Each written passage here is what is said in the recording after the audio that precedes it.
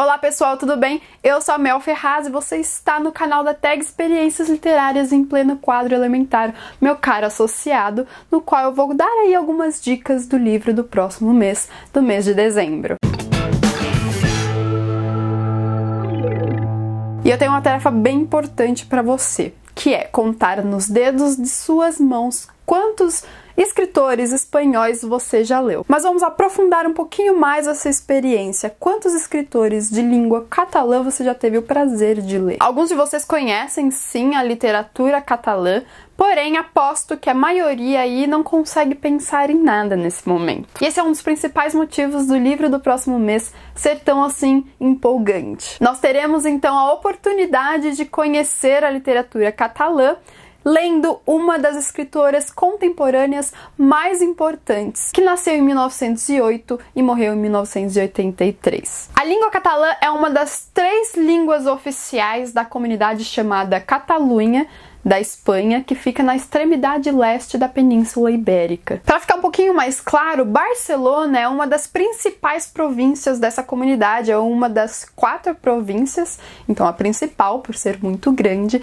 e a região até hoje é alvo de disputa por autonomias. E mesmo com o resultado a favor da independência da região, que contou aí com mais de 2 milhões de votos, que é um resultado de 90% das pessoas que participaram de um referendo no mês passado, em outubro desse mesmo ano, mesmo assim, essa região internacionalmente não é reconhecida como independente. Mas falando mais da escritora, ela faz parte de uma geração de intelectuais que vivenciou e escreveu sobre um período aí político, histórico muito conturbado na Espanha, que é da Guerra Civil Espanhola. Como o próprio George Orwell, escritor aí de 1984 e a Revolução dos Bichos, que esteve presente nesse cenário que aconteceu entre 1936 e 1939 e escreveu sobre isso, portanto. Sim, nós estamos falando de uma mulher, de uma escritora que tem a sua obra dividida em 3 fases.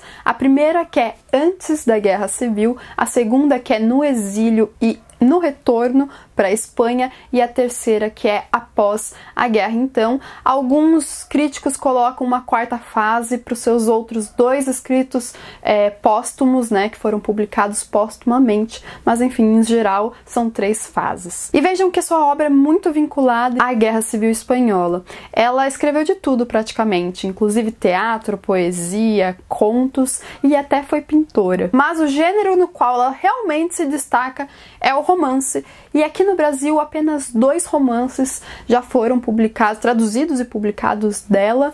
Hoje, se não me engano, os 2 estão esgotados, não são mais publicados, inclusive o que a gente receberá no próximo mês, o que também é algo bem positivo e empolgante da gente receber esse livro no próximo mês aí na Tag. E temos aqui então a revistinha do mês de novembro, na qual nas últimas páginas nós temos um textozinho, né, sobre o próximo livro e quem indicou, que foi a Carol Ben-Simon, nascida no Rio Grande do Sul, que é romancista, contista, tradutora e colunista de diversos periódicos, estreou com o livro de contos Pó de Parede em 2008 e desde então publicou outros 4 livros. Em 2012 foi incluída no volume Os Melhores Jovens Escritores Brasileiros da revista inglesa Granta.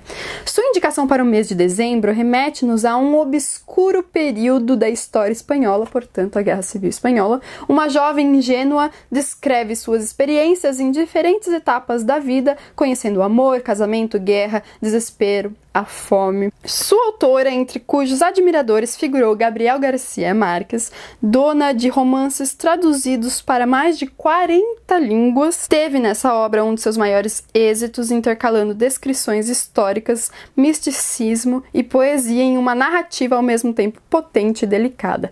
Nós estamos falando então de um livro que tem como protagonista uma mulher, chamada Natália.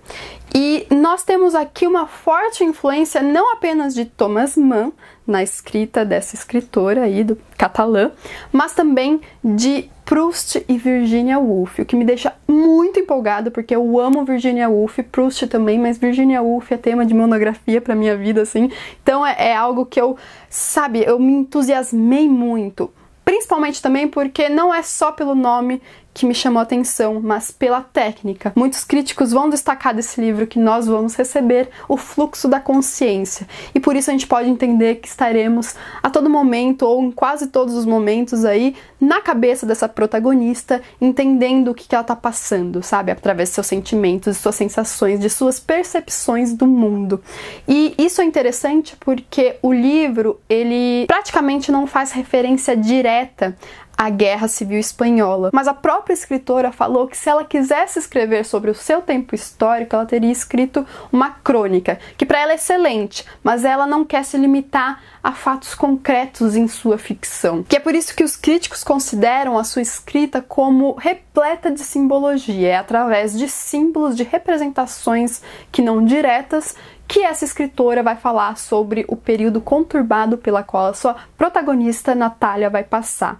E nós vamos então estar a todo momento dentro das memórias dessa Natália, o que me faz lembrar bastante o Quase Memória, livro que a gente recebeu alguns meses atrás aí aqui na tag. E além da própria consciência dessa protagonista, nós temos um lugar que é uma praça que vai representar então essas mudanças. Uma praça que vai ser bem especial no enredo e bem importante. E assim, como quem não quer falar nada, ou como quem solta a bomba e sai correndo, é por isso que essa praça dá nome ao livro. E a maioria de seus romances tem como protagonista mulheres e da mais variada forma possível, enfim, ela colocou em uma gama bem grande de personagens femininas pra gente. E é justamente por isso que muitos vão associá-la ao movimento do feminismo, mas ela própria disse que ela não quer se associar ao feminismo porque na época das sufragistas, pra ela, isso daí fez total sentido, mas na época dela não fazia mais. E colocando aqui algo concreto, a própria palavra dela, ela disse que na época atual, onde todos fazem o que quiserem, acho que o feminismo não tem sentido. Algo a se pensar, não é mesmo? Mas a gente tem que também ver que ela estava aí numa época diferente da nossa, enfim, é um outro olhar. Bom, as dicas para o livro do próximo mês são essas. Realmente não é um livro tão conhecido aqui entre a gente, mas faz parte da obra de uma das principais escritoras catalãs aí que a gente conhece, ou que o mundo conhece, enfim. Deixem aqui nos comentários se você já sabe qual é a obra, mas sem dar spoilers aí pra quem for ler os comentários, então só diga se você sabe qual é, ou se você tem alguma ideia, enfim, que eu quero saber se as pessoas estão ligadas aí na literatura catalã, que agora eu tô bem curiosa. Então eu fico por aqui, a gente se vê na próxima resenha, eu que vou resenhar esse livro, então tô bem empolgada pra ler mesmo. Se você gostou do vídeo, não se esqueça do seu joinha, porque assim você avisa o YouTube que sempre quer receber as notificações aqui do canal da tag, e também se inscreva no canal se ainda não é inscrito, porque assim você recebe sempre um bom conteúdo sobre literatura em primeira mão. Um grande beijo e até o próximo vídeo. Tchau, tchau!